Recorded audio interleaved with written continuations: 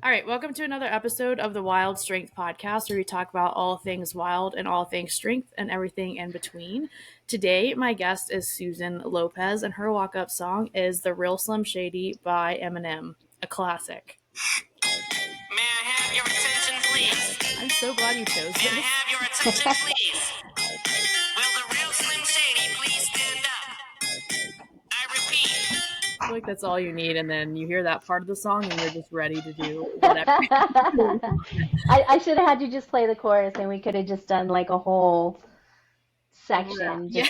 Yeah. That I'm would just have been gonna great. rap for the first 5 minutes. And I totally would have been down for that. Well, like I said, my guest here is Susan Lopez. I will let her introduce herself, but she is a registered dietitian and super well known in the tactical side of things, but incredibly smart. And I am excited to pick her brain a little bit today. But Susan, I'll let you introduce yourself. Thanks. Super excited to be here. We've known each other for a few years now, and I've been loving seeing your podcast come out and everything you've been doing. So I'm Susan Lopez. I'm publicly known as Tactical.Dietitian on Instagram if anybody wants to find me. But kind of just my short little bio is that I am prior service. I was in the Army for 7 years. My parents were in the military to some extent. My dad was in the Army for a short time. My stepmother was in the National Guard. Married into the military. Have worked for the military for a long time. I've been a dietitian for going on 12 years now, and over half of that has been spent working with military athletes, both in the conventional forces and in the special operations side. And I do have a private practice where I see a multitude of tactical athletes, so police, firefighters, people who are interested in entering into the military or the special operations community. Recently just moved back to the South with my military husband, my dog, my son, and we're just loving life. Yeah, And that's really it. I hope that's okay. Yeah, no, that's perfect. I have a question, and I've never actually asked any of the dietitians that I've worked with this question, which is weird to me now that I think of it. But so, like, as a strength coach, we have like programs that we write for service members, athletes, insert whatever word. As a dietitian, I know people are mostly probably coming to you with questions and like looking for answers, but I assume you also probably help with some sort of nutrition program or regimen as well. Yeah, definitely. So, like I said, a lot of the folks that come to me are usually working in the tactical space, maybe looking to get into the military or the tactical space. And so what I do typically is I help somebody kind of figure out, okay, what's the right plan for you based on what it is that you're trying to do? Because you know how it is. There's like a lot of information out there. Yes. And you're like, I just don't know what I can trust, what's actually true. And the majority of the information that's out there is not really specific to the needs of somebody who works in the tactical space. It is very gen pop. It is very weight loss centered. And typically when we're working with somebody in this space, we're really looking at, okay, how can we improve you as an athlete? Anybody who's working in this space knows that you have to be able to express, endurance, strength, speed, power for different reasons. Working under load is really common. And those just aren't things that you come across in the civilian world. And so that's where, strength and conditioning coaches are really important for being able to sort of translate that piece of it. And then what I do is help to align that training and that nutrition together. Because oftentimes people will sort of misalign their nutrition with their training. It's very common to see undereating in the tactical space. And so helping someone figure out, what do I really need to eat? How little is too little or how much is too much? And where we need to place those calories throughout the day. But then also helping people build plans around supplementation and even around different lifestyle factors, sleep, stress, that type of thing.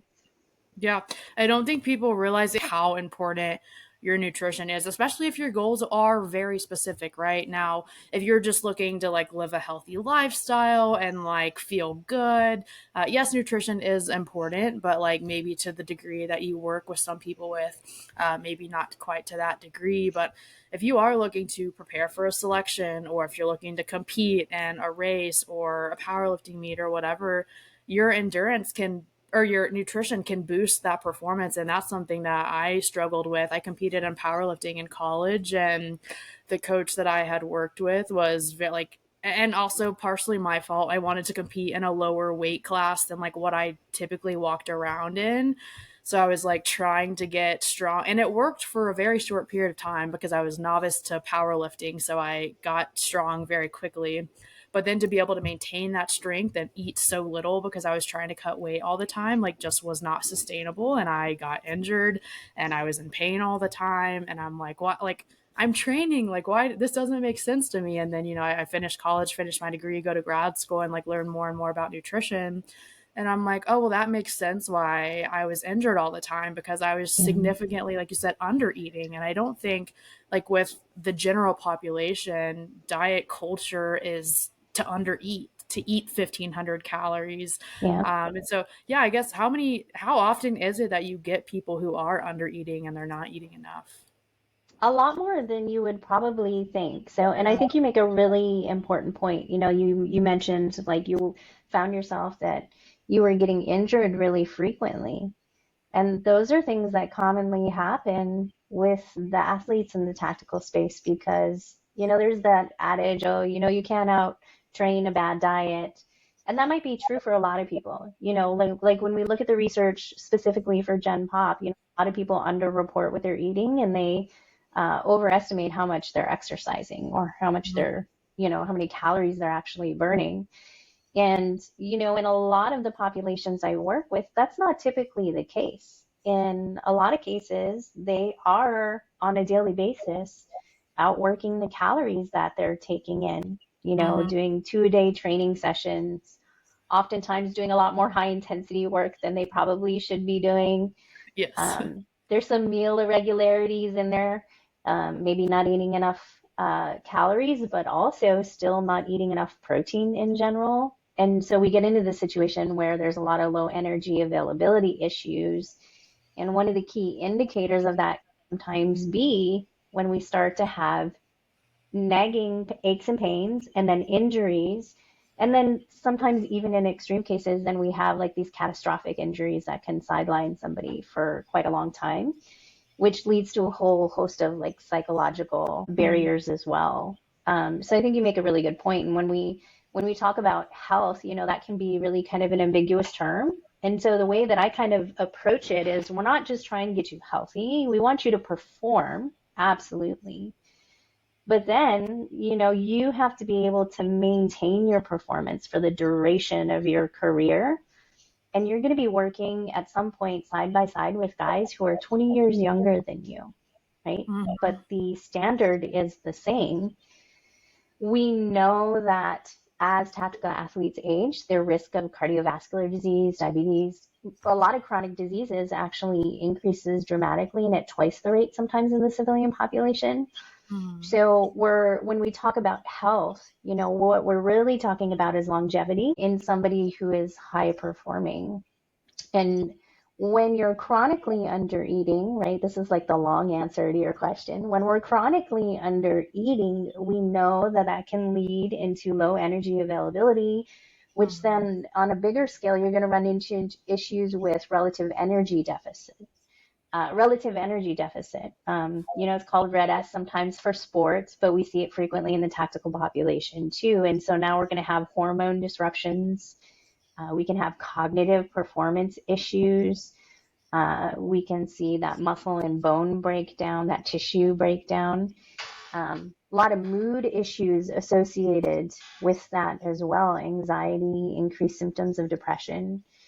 And so I think when we think about nutrition, sometimes people only think about it in terms of calories in, calories out. Mm-hmm. But the reality is that is the foundation that's going to help extend the quality and the length of your life also. especially if you're a high performer. Yeah. Yeah, I think more and more, both like in the strength and conditioning and nutrition and like just we'll call it health and fitness in general, are people focusing on the longevity aspect. Whether you're a tactical athlete or not, people are realizing like, and there still are that few those few people who want to kick their shit in every single day and like whatever do you. But I think more and more light is being shed on like the longevity aspect of it, and like we want to live long, healthy lives. And for tactical athletes, it's not only do they want to be able to maybe do their 20 years if that's how long they want to go, but also live a life after that, right? A lot of them went in when they were 18, so they still have quite a few number of years after they retire, if they take care of themselves in the right way. Versus, like we see in research, and it is true that tactical athletes, military personnel, firefighters, law enforcement, whatever, like oftentimes they retire and they only have a few years left under their belt, unfortunately. And that's sad to think about, but Yeah. that's just because they didn't take care of themselves while they were on the job. And so I think more and more people are recognizing the importance of that, not just from the training side, but from the nutrition side as well. And it's funny, I was actually going to ask you, and I'm still going to ask, but like, what are some just like wild questions that you get from people that is like due to like the internet or diet culture or whatever? Because I even just get some wild, I remember one time I had a friend, and this was a few years ago, and like diet culture has since changed. But God, she asked like, she said something along the lines of like, I can't eat carrots, right? And I was like, why? Like, what's wrong with carrots? And she was like, well, they hold a bunch of water and I don't want to gain water weight. And I was like, so you're not going to drink water? It's crazy that like people find on the internet, but I can only imagine you probably get regularly asked like these wild questions that you just think are common sense. Yeah, and it's funny because the carrots one actually has come up quite a bit for me as well too. And I actually had somebody ask me when they were like, I can't eat carrots because there's too much sugar in them, right? Oh God. Yeah, yeah. So that's not uncommon for, an influencer will say something, a lot of times just based on nothing. It's unfortunate that sometimes social media is all about like shock value. And so, but definitely that one's come up for me. I would say nothing too crazy. Like there are some really common ones that I get, like creatine is a really common one. That one comes up in almost like 99% of the conversations that I have.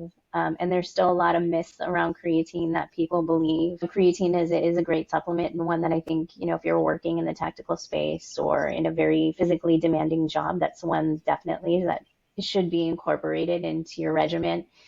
Low carb diets are kind of all the rage right now. So I get a lot of questions about the carnivore diet, intermittent fasting, keto diet, that type of thing. Lots of supplement questions. But nothing like super off the wall. I think, people are becoming a lot more self-educated around nutrition, even if some of their beliefs or some of the information is misunderstood. I think people are doing a really good job of at least seeking the information out right now. I will say, like, some of the more outlandish claims that I've heard definitely online are things centered around like fear mongering. Like, there's a lot of fear mongering going on in the social media space right now. So, specifically things around like, non-nutritive sweeteners, sugar in general, even fiber is demonized a lot of times in the social media space, which is really interesting. But yeah, I mean, those are typically the most common questions is, around low carb dieting, creatine utilization, and people are always wondering what supplements they can take. To feel better, live longer. And most of the time, my answer is usually, are you sleeping? Are we eating and sleeping? That's Yeah. that's the Yeah. first question. I Yeah. took and by no means am I a subject matter expert in nutrition, which is why I wanted to have you on here, but I took a really cool class in grad school, and like completely changed my outlook on things around nutrition. And it was called Dietary Supplements. But the premise of the class was to take a food first approach. So we started that course where we sat down and we analyzed like what our personal daily nutrition intake was like. Then we used this app that it counts your calories, but also would look at like all of your micronutrients. Shoot, I'm forgetting what it's called off the top of my head, but you could see like if you weren't getting enough magnesium in your diet, if you weren't getting enough calcium in your diet. And so then like now what foods can I eat to supplement, because food is a supplement. What foods can I Mm-hmm. eat to supplement to get the magnesium that I need, to get the vitamin D that I need it. And then if I don't like those foods, or if I have an intolerance to those foods, then I take a supplement approach because I still need those micronutrients. And like what supplements can we then take that are vitamins, minerals, like more holistic supplements or whole food supplements. And then like we ended the class on sport supplements, the ones that everyone thinks about when they think about supplements. And that's kind of like your last resort for energy and increasing your performance. And like, God, that class just almost, I had a small thought at the end of it where I was like, do I want to be a dietitian? Like, I had so much interest in that class and I loved it. But I think I tell everyone that, like, while I am not a dietitian, like, you should take that food first approach and figure out, like, yes, calories in, calories out is very minimal and broad, and like where you should start, making sure you're eating enough or are you under eating. But then before you go and like look for all these crazy supplements that are going to boost your energy with 300, 400, 500 milligrams of caffeine, Yeah. like see what nutrients you're missing. Like, or see, like you said, are you getting enough sleep? Are you hydrating? Are you getting enough electrolytes? I know for me, like I have really low blood pressure and low blood sugar. So like electrolytes are huge for me. If I don't get enough sodium in my diet, I'm fatigued all the time. But nobody wants to talk about those things because that's not fun, and people don't make money off of their discount codes Yeah. if they're not promoting their supplements. Yeah, absolutely. And right, and especially you as like a hunter, there are going to be times where you're going to be like in the back 40 and you're not going to have access to, like immediate care, immediate food, and so there are situations, in small windows of your life where supplementation may be beneficial. Mm-hmm. But there are a lot of times where we use supplementation out of convenience when, we could also just sometimes take those extra steps to incorporate some more real food into those times when we have less access to resources. We just have to do it, put a little bit more thought or effort into it, and then also just like seek help from somebody who has Mm-hmm. experience in those situations, feeding themselves, or from, somebody who can help guide you in the right direction. Definitely food first is a great approach, and usually what we want to do, you know, digestion and the action of digestion, chewing and producing enzymes and gastric juices and all of that occurs within the digestive system plays a huge role in keeping our metabolism healthy. Mm-hmm. And I think when we rely too much on supplementation or on liquid calories, I think that we really do our body a disservice sometimes. Um, you know, Making the body do work through digestion is a great way to keep your metabolism healthy throughout the course of your life. So I think people forget that sometimes too, So absolutely, food first as often as possible, and we minimize the use of supplementation as meal replacements, right? That's where people really get into trouble is Mm-hmm. now I'm supplementing because I'm not eating a meal, and it's happening more often than not. And Mm-hmm. so, if we're talking about supplementation that's going to assist you in maintaining healthy vitamin D level or any vitamin levels, vitamin or mineral levels, then yeah, absolutely, that can be a great along with the food that you're taking in. You know, we don't want to take the lazy approach and just supplement because we don't necessarily want to think about food. So definitely food first. Yeah, I see that happening more often than not. I have two questions that kind of came up from what you were just talking about. One, you had kind of mentioned like a lot of people don't think about the role that like digestion plays in your metabolism and your energy system and all of that, which kind of makes me think about like fasting is huge right now. And so, what are your thoughts, just like general thoughts on fasting, and then like what role can or can that not play in your physical performance? Yeah, fasting comes up a lot. And some people will start intermittent fasting, oftentimes for weight loss, but also because they've heard about, how it can be beneficial for things like cell turnover, autophagy, increasing autophagy. And that is a normal thing that happens when your body perceives that it's in a state of famine, right? Is cell turnover increases because it's essentially trying to recycle cells for energy, for things that it's not getting through food, right? Oftentimes with fasting, if we're doing morning fasting and training, any benefit that is seen through that is often outweighed after a period of time by the negative response to low calorie intake. And I believe I'll have to see if I can find the study, but there was definitely one that I had read within the last year that talked about how specifically cortisol actually was higher throughout the day in individuals who fasted. I can't remember the details of it. I'll have to find it, see if I can send it over to you.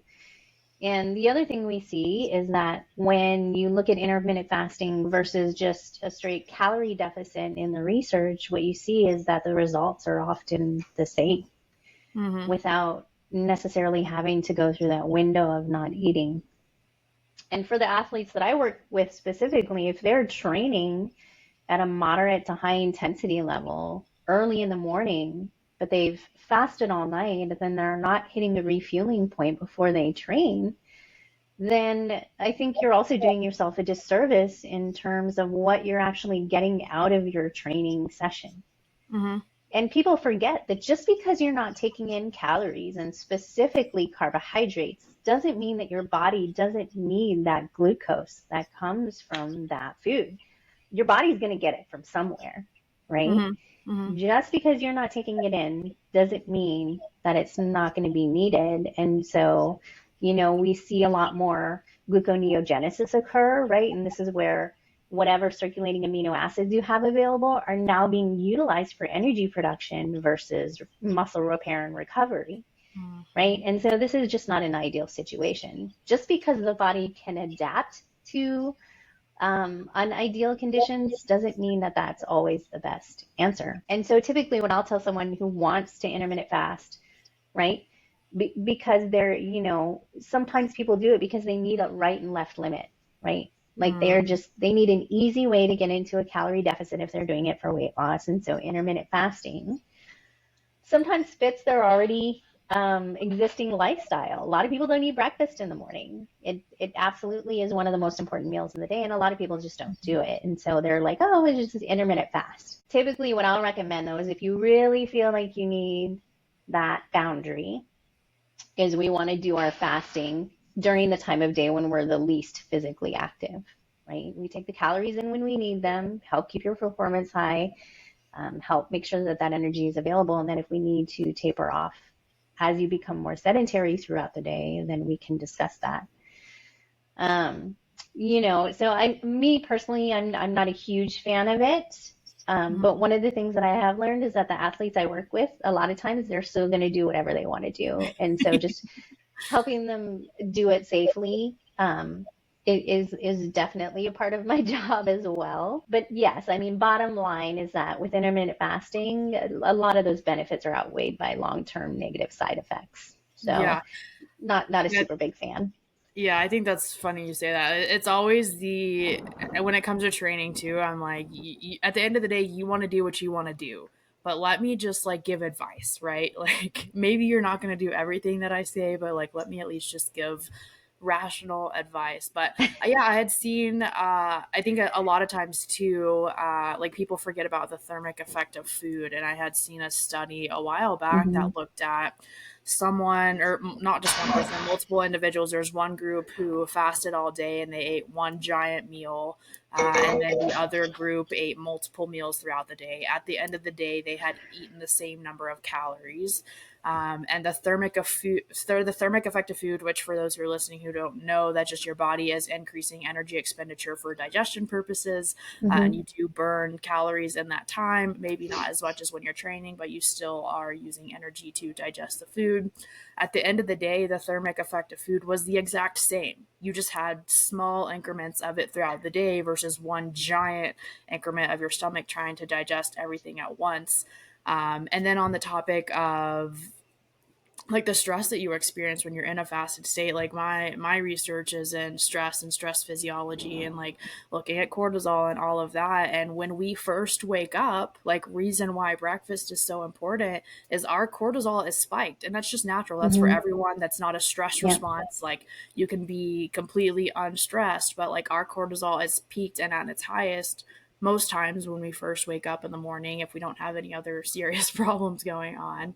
And so we are in kind of a stress state if you think about it when we first wake up. So to your point of fasting, when you are expending the least amount of energy, like, yeah, maybe you wake up and you don't work out and you are just driving to work or whatever, but your cortisol is still almost to its peak at that time.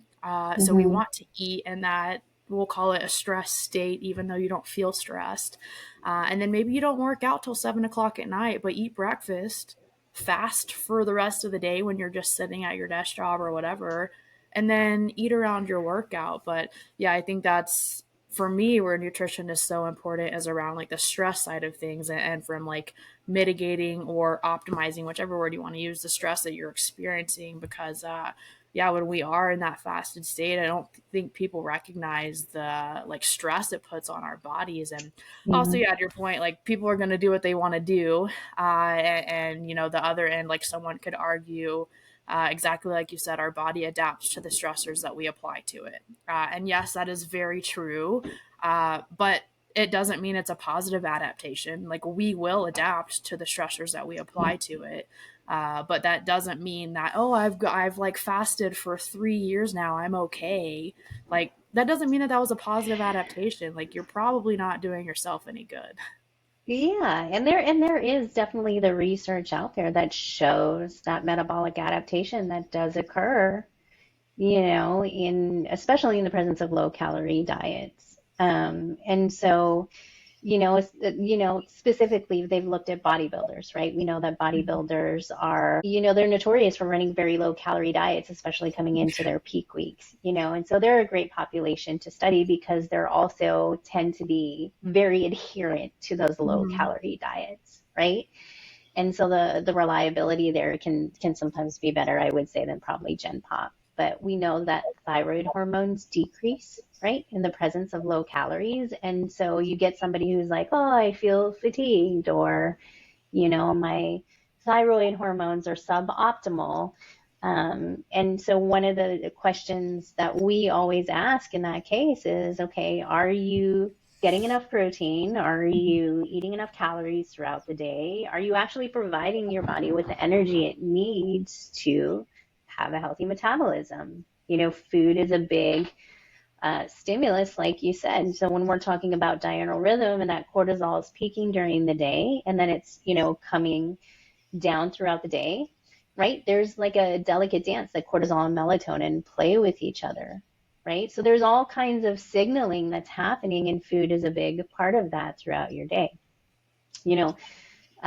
So usually, like a really good way that I typically will help somebody who's maybe like not eating breakfast in the morning and they really don't have that hunger signaling, and we're kind of trying to work on sort of sending the body the right cues throughout the day is, hey, when you get up in the morning, within an hour of waking, we want to get, like if you're training, we want to get in that pre-workout carbohydrate snack, right? If Mm-hmm. we're not training, then we want to get a protein-based breakfast, have some good protein in your breakfast along with your carbohydrates, fiber, whatnot. within an hour of waking, right? Get some fluids in, get rehydrated, and then after you've eaten that breakfast, then we can start talking about caffeine intake too, right? Because we don't want to double down on that push that sometimes that caffeine can have on your cortisol. Interesting story. I was working with a gentleman one time, and we actually tested his diurnal cortisol pattern. So we did like salivary cortisol, notorious for evening pre-workout. And essentially in his cortisol results, you could actually see that his cortisol was relatively normal curvature, right, during the morning and the day. And then all of a sudden in the late afternoon, he'd have this huge spike in his cortisol. And I was like, what's going on at that time? Come to find out that he's taking in huge amounts of caffeine, right?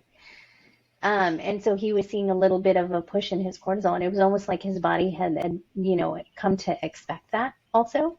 All right. And so we would get like this little bump in cortisol, and then it would kind of taper off. And then, of course, he was having trouble sleeping at night, right? Sounds all right. For lots of reasons, including the caffeine. So I think people need to remember that, whatever you're putting in your body, just like training, it is going to have either an effect, positive or negative, on what's happening with your metabolism. Yeah, I think too, and I guess I could turn this into a question, but I'll kind of like talk a little bit first, is like for those who do choose to train late at night and maybe you feel low in energy and there's no motivation. So I think a lot of people who train at night feel like you don't have to rely on pre-workout, but they feel like they have to rely on pre-workout to get going. From like the training side of things, if you start to work out at the same time every single day, your body gets to a point where it's like, oh, I have now energy to work out at 7 o'clock at night because I've now worked out at 7 o'clock at night for weeks or months on end now. And you kind of have this natural, like small cortisol spike, which should be normal to prepare yourself for any stressful event. Working out is a stressful event to the body. But when you sit there and you spike it with caffeine, like if you can just suffer a couple of weeks where you're feeling like low in energy because maybe you're typically a morning worker outer and you switch to the evenings, if you can just suffer for a couple of weeks of being tired before that workout, I promise you're going to get to a point where you're like, all right, my body is ready to work out. Cause I know I generally work out around like 2 or 3 in the afternoon.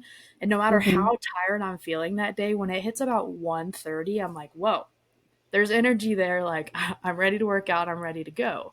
And so, yeah, people just, I think when they think of working out late at night, they quote unquote need that extra energy boost to get through their workout. But in turn, it's affecting their sleep. They're unable to sleep at night. And we could even go into like working out before bedtime. And if you don't down regulate before you try to go to bed, like not only did that caffeine affect your sleep, but also your workout affected your sleep. But it's like for some people, you don't have another option. And so that's okay. Just knowing how and when to do that appropriately so that it doesn't affect your sleep so much.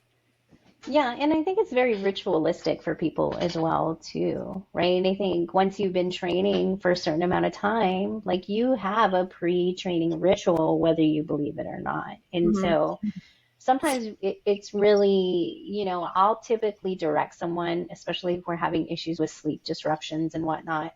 I'll typically direct someone to a non-stim pre-workout. So we're still getting the citrulline, we're still getting a dose of beta-alanine, maybe even some creatine and whatnot,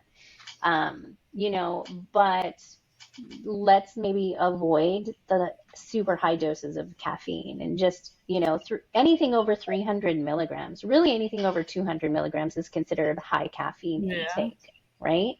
And most of your energy drinks, most of your pre-workouts, even your Starbucks tall coffee is going to have at least 200 milligrams of caffeine in it, right? Don't even get me started on Dunkin' Donuts. A lot of the coffees, they have more caffeine than some of your pre-workouts. And so it's not necessarily that we have to go completely caffeine free at that time, right? But a more appropriate dosage, especially that late in the day, is probably going to be closer to about 80 or 100 milligrams or less if you feel like you need it. Oftentimes, just adding in carbohydrates prior to a training session, along with maybe some non-stim and some salt, in your, hydration container is going to give you the same pump that you would get using your stim pre-workout. And then also thinking, like, especially if you're a 2-a-day person, right? Like, so me, just specifically, I get probably 60 to 70% of my calories, if not more, during the daytime, right? So if I'm working out at 2 or 3 o'clock in the afternoon, there's a good chance that I'm already 3 or 4 meals deep. Mm-hmm. And so I think we have to consider that too. Yeah, I think that I like that you mentioned just having like carbs and salt specifically before a workout, because for the longest time I would take just like an element packet, which for those that aren't familiar with that, it's just an electrolyte brand, but has a high amount of sodium in it. Some of the which learning to differentiate good supplements from bad supplements is an important thing too, because a lot of things like say they're an electrolyte or sodium or hydration supplement and there's like 50 milligrams of sodium in it and I'm like, oh yeah, that's gonna do me a lot of good. Yeah. But the element I think has like 800 to 1,000 milligrams of sodium, and sometimes like Hmm. if I just felt like I needed that energy boost, I would just pour a packet of electrolyte into a little shaker bottle and then just like drink it on the way to my workout, and I'm like, all right, I have so much energy from salt. But I think that just goes to show that people either, which sodium becomes, oh, I don't want sodium in my diet, but like it's good for you. And I think more and more Hmm. diet culture is shedding light on that sodium is good for you. I think with like the pink Himalayan salt trend and all of that that's coming out, Yeah. but we need sodium, and there's a difference between and correct me if I'm wrong, but a difference between like good and bad sodium too, sources anyways. So when you're putting like, yeah, pink Himalayan salt or something like that in a pre-workout, that's naturally going to give you energy. And I could dive deeper into the effect that it has on your blood, and it's increasing blood to your Yeah. heart, which is increasing your heart rate, which is giving you that Yeah. energy. But yeah, I think people just, I don't know why, but caffeine is the only source of energy people seem to. Yeah, absolutely. And there's so many out there, right? And absolutely. So sodium is essential for lots of things in the body. There's a relationship between like sodium and cardiovascular health, and Mhm. not in the way that people think, right? Sodium potassium pump, like that's how our heart beats. And Mhm. when we are trying to shuttle things into the cell, sodium plays a role in that. When we are looking at hydration and water retention in a good way, sodium plays a big role in that. There's a relationship between the kidneys, testosterone, insulin, and sodium. And sometimes we're not taught that. We're just taught that sodium is meant to be demonized. And definitely there can be a difference between good sources of sodium and poor sources of sodium, right? Mhm. So fast food, obviously, there is a lot of negative there, compared to the benefit that you're going to get just based on sodium content, right? You're also going to get a lot of garbage calories, right? When we're talking about like the difference between Himalayan sea salt and just regular iodine ice, I would say versatile in terms of the nutrients that you're going to get alongside of it. A lot of the iodinized sea salt, or iodinized salt that's sold in the store now is not just salt by itself. There's a lot of anti-caking agents and stuff in there, which isn't necessarily a bad thing. But then, when you're cutting it with something like that, the amount of sodium that you're getting per serving is also going to be less. So one of the things that I will typically do is if somebody's wanting to use oral rehydration solutions like Drip Drop, Liquid IV, LMNT, or Element, I'm not sure how they call themselves, Me neither. then those can be absolutely fine, especially in a travel situation as a convenience option. One of the things that I personally like to do and that I'll, share with people is I like to do just my regular water bottle. So we'll do like some filtered water, and then I'll drop in a teaspoon of Himalayan sea salt. I'll drop in a serving of magnesium powder as well. Mhm. And then I'll do potassium either in the form of like juice added to the water to also give it some flavor, or, I'll just have like a potassium containing food like dried apricots or bananas or Mhm. something along those lines. And that can sometimes serve as a really good pre-workout is, hey, I'm going to have a banana. I'm going to get my homemade electrolyte solution. I'm getting hydrated. Yeah, I think just people demonize salt all together. I did, and kind of like you had said something earlier, and I was like, two thoughts had come from that. The second one was you were kind of mentioning, yeah, like with nutrition and the back 40. And I've kind of like, as I've gotten more into hunting in the outdoors and then kind of tied it together with working with tactical folks, like the training and the way you prepare those individuals is very similar, especially like if you're going on a combat deployment or you're going on an extended training or whatever. You both physically and like the way you want to learn about nutrition and all of that, it's all very similar in how you're going to prepare them. And so, I actually, one time I heard someone say, if you're preparing for a backcountry hunt, he was like, I tend to, like a week or two in advance, eat significantly less and starve myself so that way my body is used to starvation when I'm out there. And I'm like, that couldn't be the complete opposite of what you should do. Like, Yeah. you should, You in want to be fact, hard, you got to be do hard consuming. things. Yeah. Yeah. Exactly. In fact, the opposite. You should be eating more before you go out on a long hunt, or before you go on a combat deployment, or before you go on a training mission or whatever, because you want to have that energy store in there, because you will probably find yourself in a period maybe of starvation or little food, and you're having to ration the amount of food that you have. But yeah, what are kind of your thoughts on that when you're preparing someone who is going out for an extended period of time, and how can they kind of like nutritionally prepare for that, if that's the word that I would use?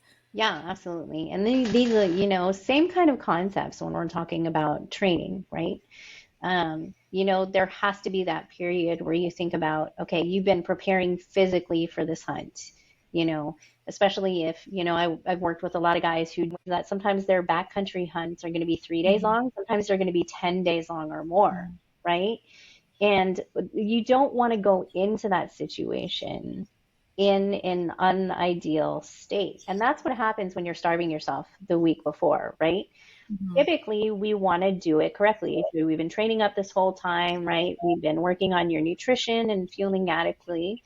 And then, and we'll use like a sports concept, right? So when we talk about tapering into an event, right, you have to think about it kind of along the same lines as you would for any backcountry hunt. If we're tapering into your hunt, this is the best time, especially if you've been training, to get in more calories, to get in more carbohydrates and really fill those glycogen stores up. And the other thing that we know is that if you are actually eating adequate carbohydrates, your body becomes more efficient with utilizing those glucose molecules for energy production. We're working on hydration, we're working on sleep, so we're tapering into that, and we're allowing compensation to happen.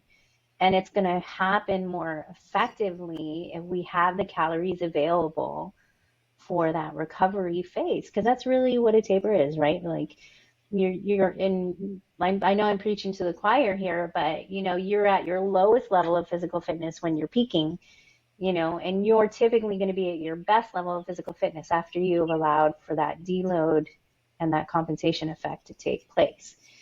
And so we want to think about that going into whether it's a backcountry hunt or an assessment or a school or anything like that, right? You always want to make sure that you're fueling more in that week prior. Yeah. Yeah. I always think, and I always like kind of refer back to the line of like, when you know better, you do better. And when I kind of go back to when I was competing in powerlifting, and like I said, I was probably often under eating because I was trying to cut weight to make a weight class. Like, even on my taper, on times when like nutrition is arguably one of the most important times, because I wasn't training it, I was cutting volume, I was cutting intensity, like as you should in your training in a taper. I was also not eating as many calories to, in my mind, I'm like, okay, I'm not moving as much, I'm not burning as many calories, so I don't need to consume as many calories. And then, years later, have 2 degrees, and then now working on another degree and all of this. And it's like, well, that was the dumbest thing that I could have done. Because a true taper, like you mentioned, whether you're preparing for an actual event, whether it's a powerlifting meet, half marathon, or a backcountry hunt or whatever, yes, you do want to cut volume and intensity in your training, so that way by the time you get to there, like your body is ready and you've conserved some energy for that. But eat more, like you said, so Yeah. then your body is better able to utilize those calories that you have consumed whenever you do start putting those to work. But I Yeah. think people associate the lack of energy expenditure and they want to eat less, which, like I said, you don't typically do better until you know better. Yeah, and weight class sports can be tricky, so I'll say this. It's always the strategies for weight class sports in terms of nutrition is going to be a little bit different. So if you're somebody who participates in weight class sports, you always want to seek out a dietitian who actually has experience with weight cutting, right? Because there are safe and specific methods that somebody who's inexperienced that can help you do, especially if you're working with them year round, helping you maintain closer to your weigh and weight so that your cuts don't have to be as drastic, and then using safe dehydration techniques if possible. I think one of the great things, this is kind of a tangent, is that, seeing more and more colleges implement, especially in wrestling, hydration testing going Mm-hmm. into weigh-ins, Yeah. So mitigating some risk there. So, Yeah, I know in wrestling, like people will lose upwards of like 20 to 30 pounds in a hmm span of like a couple of days. And I'm like, oh hmm my goodness, that is crazy to me. Yeah, and cyclic weight loss like that. This is kind of just another tangent, but we see guys like that come into the military, and as they get older, if they've done a lot of weight cycling using unsafe or maybe not the best methods, losing and regaining very quickly, that does actually cause some problems further down the road as they get older and their physical activity levels and their priorities and their lifestyle changes. So again, weight class athletes, always making sure that we're not just seeking professional help during the time that we're in our sport, but then also, post Mhm. athlete life as Yeah, well. yeah, I think that's huge. hmm Do you ever have people who, and kind of on the same topic of like whether it's a backcountry hunt or going on like an extended training or whatever, or they're just going to be in the field for X number of days for work? When it comes to the like amount of food that you should carry when you're trying to like limit the amount of like weight that you're carrying, in addition to all the other things that you do have to carry in your pack. Do you have people who come to you with those kind of questions? And if so, like, what do you kind of recommend? Like, I've heard someone say before that they like to carry like per ounce, like I think 200 calories, no less than per ounce. So that way you make hmm sure you're definitely taking advantage of the amount of weight you have, but also having a good number of calories. But yeah, how do you kind of take that when people come with those kinds of questions? Yeah, absolutely. So looking at especially, doing an event like that, right? Whether it be in the mountains or in the backcountry or whatever the case may be, is this is another good reason to make sure that you're not under eating during that week prior, is because you have to assume that once you're in that situation, you are going to be underfueled for the majority of that time, right? Mm-hmm. Just a couple other side notes is one of the things that we try to prevent is just discomfort during that time as much as possible. And this is really important for somebody who's new to that type of physical event. Constipation is a big thing, right? Mm-hmm. And so sometimes I'll have people who, in a normal day-to-day situation, we might be hitting a gram per pound of body weight and protein. When we get into those backcountry situations that you're going to take in during that, it's going to be very difficult for you to carry and ingest that much protein, especially if you're on the move. And it can cause issues with constipation, bloating, nausea, right? Because protein slows digestion down. So we prioritize carbohydrates and hydration for events like that, right? And then your protein intake might go down to 50 to 60% of your body weight during that time. So something to keep in mind. Um, Absolutely, you always want to maximize the amount of calories per ounce that you're carrying, because that is just going to increase the amount of work that you have to do when you're out there. The other thing that we have to consider is whether or not the food that you're taking is going to require a significant amount of water to be carried, because that is ton of water to not only Mhm. hydrate yourself, but then also rehydrate your food, that's going to be problematic as well. So focusing on things that don't necessarily need a ton of rehydration. We also want to consider environmental factors. If I'm working with, somebody who's doing a mountain excursion, sometimes utilizing snow that's available and being able to boil it down can be super Yeah. helpful. Are we going to be near a water source? Are we going to be able to filter it out and utilize it safely? So those are all things that we have to consider as well. What foods are going to keep in the conditions that you're in, right? Maybe you're somebody who makes peanut butter energy balls when and that shit's going to melt all over your pack. Or you're going to be in mountains and then it's going to freeze and you won't be able to eat it at all, right? So talking about, if we're using food first or what. So those are all things we want to consider is altitude, temperature, and then water allocation, as well as, okay, what's the maximum amount of calories we can pack you per ounce?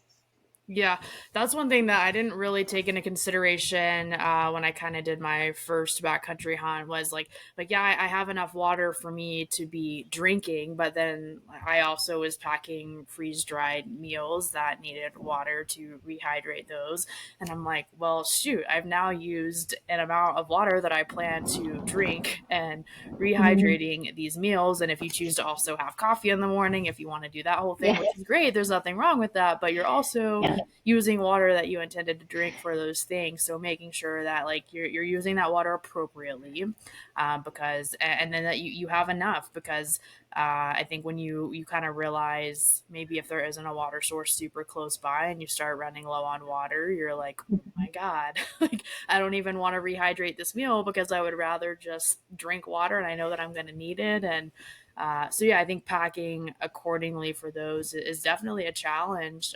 And some people don't care about the weight; they'll just like throw all the weight in there, and it's like whatever. And I'm almost like I think and this is like one of those things where sometimes I say like ignorance is bliss, and like I just wish I didn't know so much about nutrition and training because then I could just just tough it out. Just yeah, tough it I could out. just throw myself into these situations and be like, Yeah. oh, like I know nothing. This all makes sense. But I think because I'm so big on like hydration and like getting enough calories, and like you said, you will eat quite a bit less protein when you're doing those things, just due to the nature of the calorically dense foods that you're packing. Yeah. But I would rather carry more weight in food and water so that I know that I get to a point where I'm like, I'm confident because I have enough food and water, but you decided to go light and you're like, I don't have enough. But if I definitely, if I didn't know better, I would go on the lighter side of things and probably carry a lighter pack. Yeah, and there's, the guys when they go out, they're always kind of weighing that risk benefit because you never know what's going to happen out there. So, Yeah, yeah, I think and everybody has to like determine what their own tolerance level is for too. sure. Yeah. If you're more experienced, you probably can go out there and be more resourceful or function on a little bit less. Also, just considering the duration of time that you're going to be out there, you know. Yeah, I think the duration piece is probably one of the most important things to consider. And but sometimes you don't know, right? Like sometimes you might go out there expecting 2-3 days, and then you're 6 days into it, like, well, this was Yeah. longer than I thought. So you kind of have to prepare. I like to at least be prepared for both. I'm Yeah. kind of always of the mindset like expect the worst, prepare for the worst. That way, if it happens, you're not left there like, oh my God, how am I going to survive this? Like that. There's never a situation in which that ends well. Yeah, yeah, absolutely. We're coming kind of up on the end here. We got a couple of minutes. I always end my episodes asking my guest, what does wild strength mean to you? And so you can take that however you want, or just what comes to mind when you think of wild strength. But Susan, what does wild strength mean to you? Yeah, I think wild strength, like if you were to say that to me and just kind of based on like experience in my professional and personal life and kind of just knowing what you do a little bit, I think, right, it's not just an expression of physical strength, but really just like mental fortitude, Mm, resiliency, and also just a willingness to do better on a daily basis and to live a little bit outside of the bounds of societal norms, right? I think we need more of that in this world. I think it's something we don't have enough of. I think people are really, really comfortable in their first world lives. And so when you say wild strength, that's kind of what I think of, is just living outside of the boundaries of what we know and just growing as a person.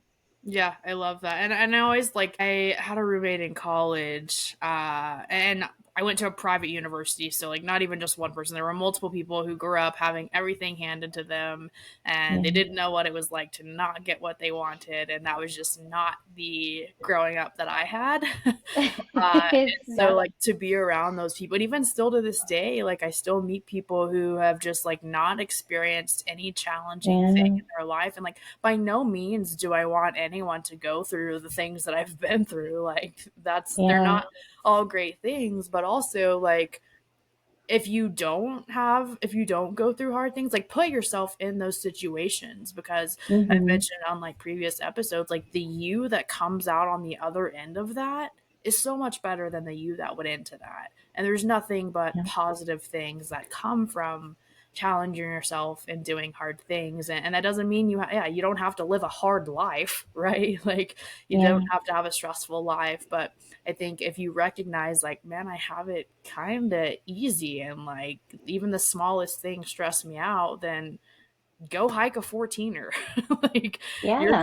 you're gonna really hate that, and you're gonna be glad you did it at the end of it. And like maybe something as simple as that, but I think yeah, like putting yourself through like hard and challenging things is one of the best things Yeah. that people can do for themselves.